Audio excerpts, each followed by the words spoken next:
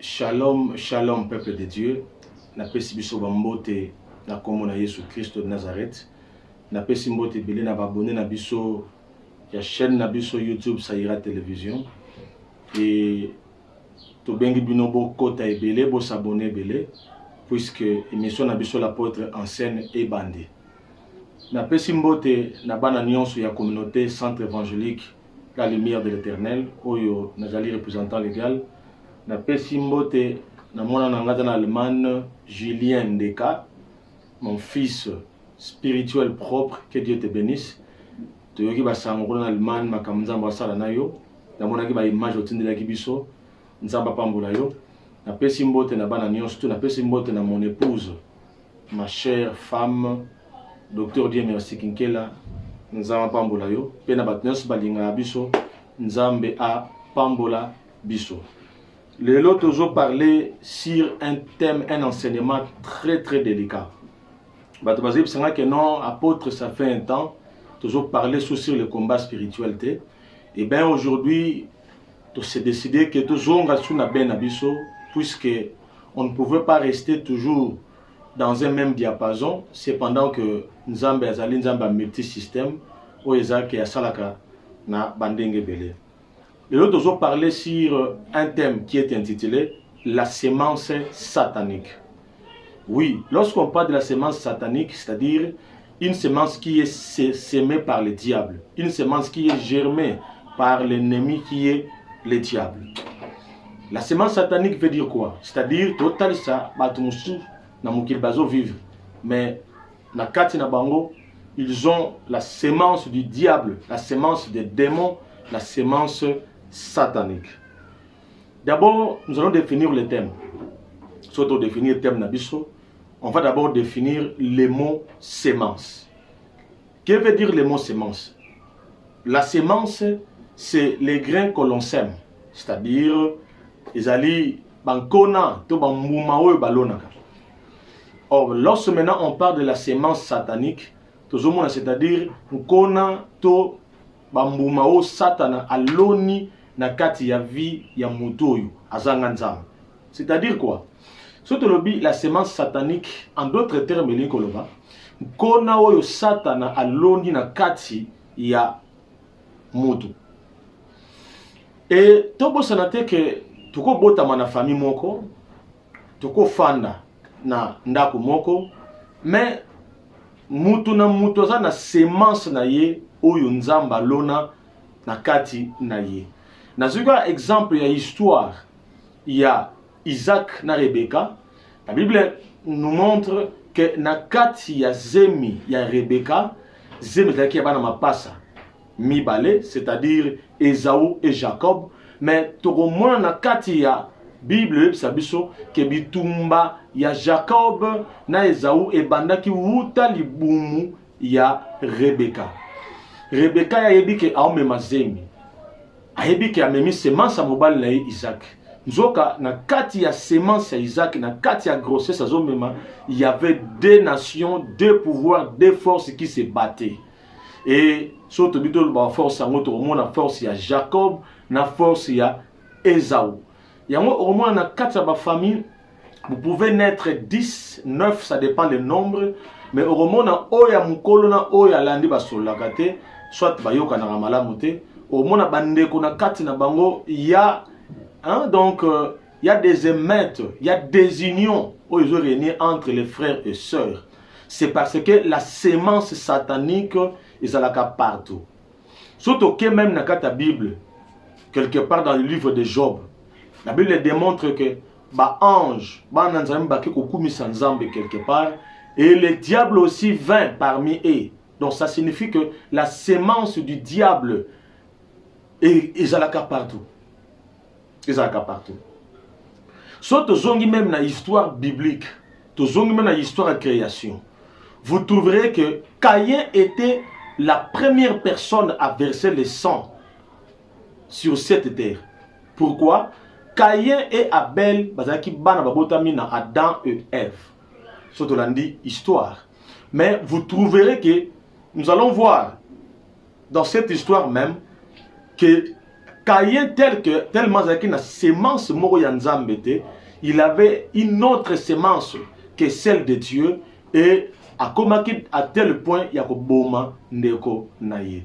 Yango soko kei et pas ba occultiste et pas bateau ba salelaka soloka ba adoraka Caïn comme le père de l'occultisme parce que azalaki le premier à converser sans il y a innocent bengi Abel nassé na moi oyo. Et l'apôtre, mais pourquoi vous dites que Nzambe mutakela biso nyonso na mokele? Comment Nzambe akotia sous semence ya mabe na kati ya mutu? Non, attention. Nzambe a Nzambe. Biso ba être, biso bikelamu na miso Nzambe to lokola ba bouchon. Je sais que ba msu ba la biso ba yebi savent jouer avec le jeu de dames. Jeu de dames pion haut ko pousser yango ekende liboso. Le jeu de dames bakoko lia pe pion, c'est-à-dire il faut dépendre entre les deux joueurs.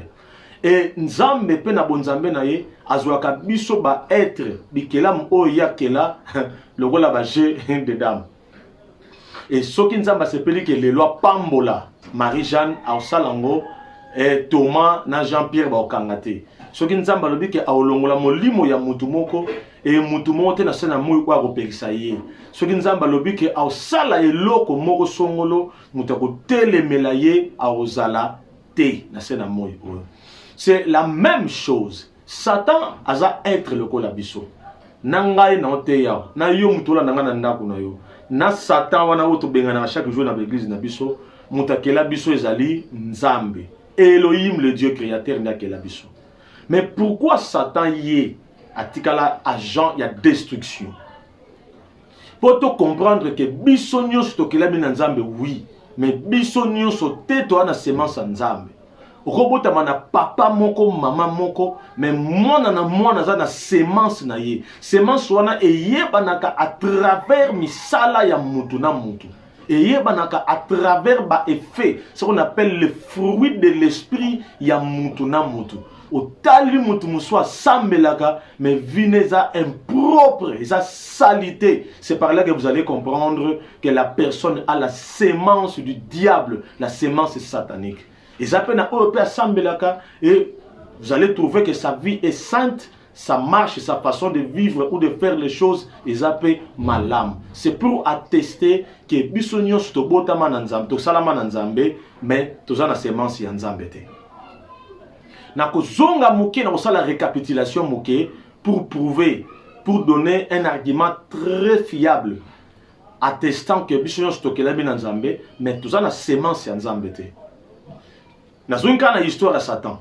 Satan, c'est là qui ange. Donc, je peux dire que premier ange, c'est là qui a pouvoir.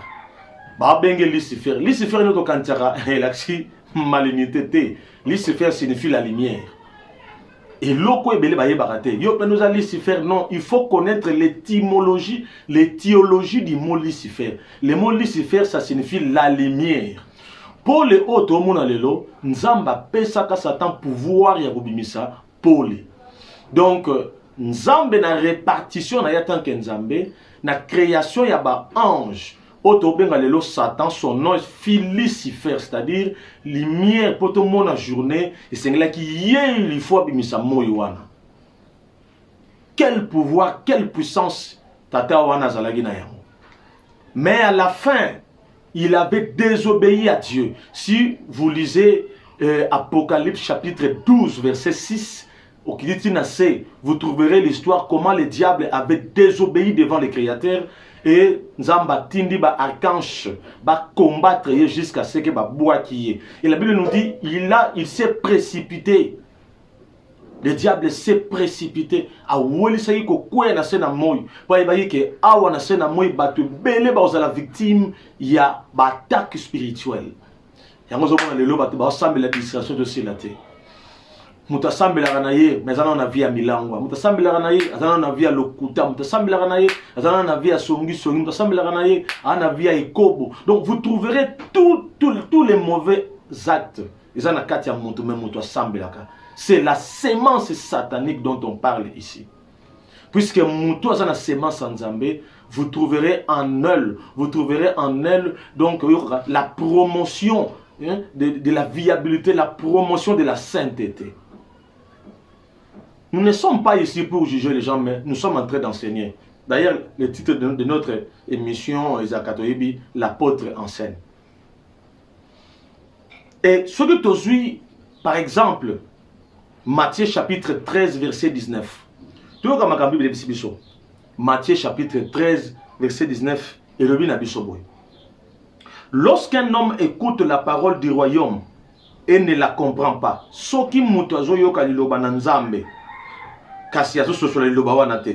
le malin vient et enlève ce qui a été semé dans son cœur. Le malin, c'est-à-dire le diable, le Satan, ayaka, pona ko yiba to ko longola oyo amalamu nzamba lona ki na kati ya motema ya moto. Cet homme est celui qui a reçu la semence le long du chemin.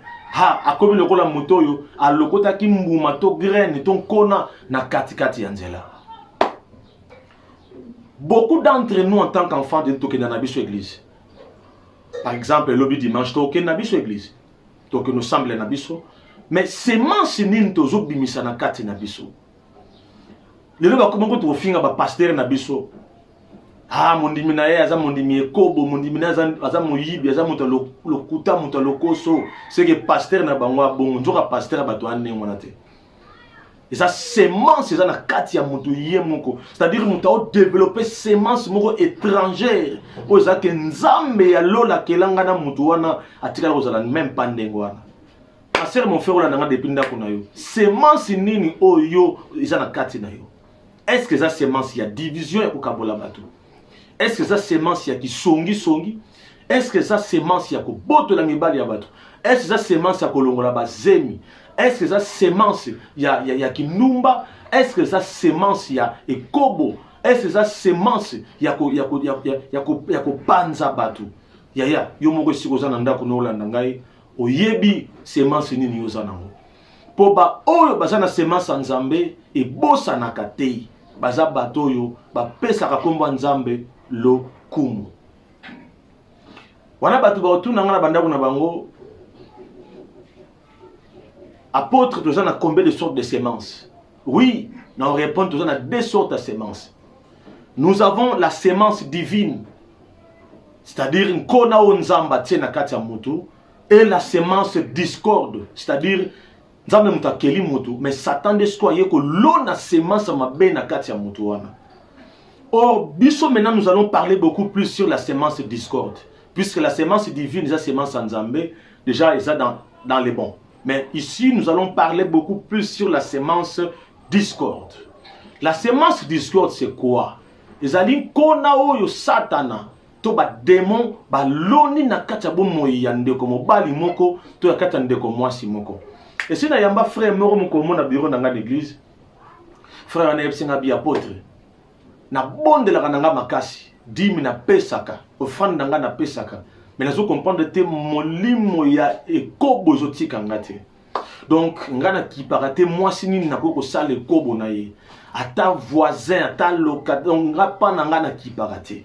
Or pendant que le frère parlait, le Seigneur était en train de me dire que le frère a la semence satanique, la semence diabolique, puisque Satan peut sera posa ya nzoto, Satan peut sera ba posa moko ya mabe, pourtant ozo ke na banzela mabe wana, ba chance nous ko réussir vie ezotiola.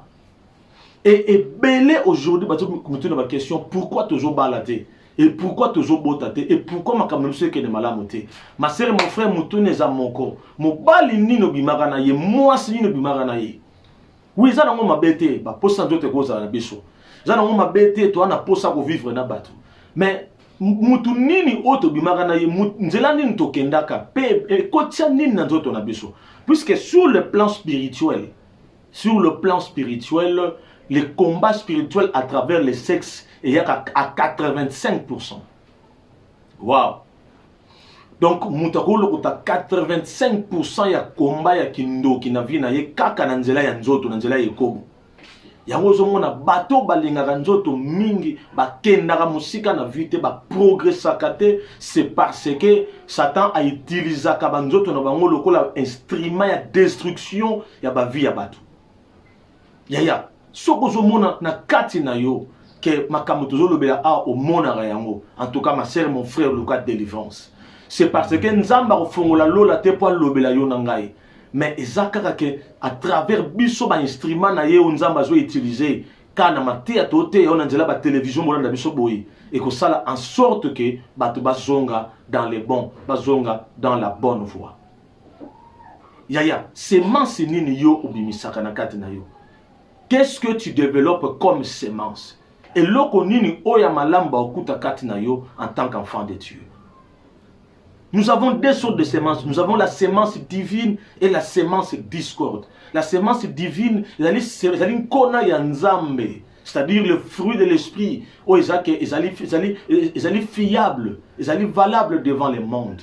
Et on a encore la semence discorde, qui est la semence du diable, la semence satanique et diabolique. Ma sœur, mon frère, Moutouna Tomituna, Nganayo, tout ça la semence Yanan, Yanzambe, to ya Satan. Soki Yanzambe, il faut misala na biso mon na miso bato. Soki paye ya Satan, il faut conscience na biso et interpeller biso, to zonga dans la bonne voie avant qu'il ne soit trop tard. Parce que lorsqu'un homme écoute la parole du royaume, il ne la comprend pas.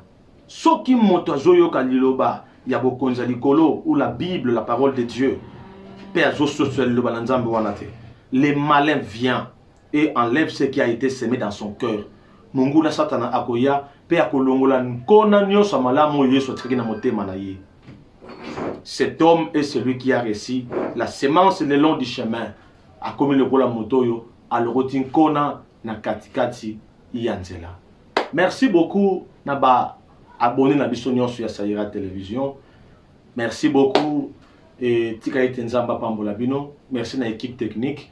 To s'abonner massivement na chaîne na biso et kala mingi te nzamba sala biso ngolo chaîne na biso ekoma na TNT.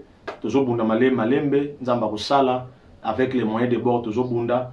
Tosengi ba soutien na bino de gauche à droite. Ko sala sa biso pour que chaîne na biso à télévision Sayira Télévision efongama et nzamba kozanga te ko pambola bino. To partager ma vidéo, to s'abonner massivement et pour la gloire de notre Seigneur Jésus-Christ. Kozanga telobi na kilt, bana lumière de l'Éternel nyonso, to zanga telobi na kilt na biso qui a commémoration mon lobi dimanche, to kuta na yebele nzamba kozanga te ko pambola biso. Soki yeso yete to ko bana émission na biso l'apôtre enseigne que Dieu vous bénisse. Ciao.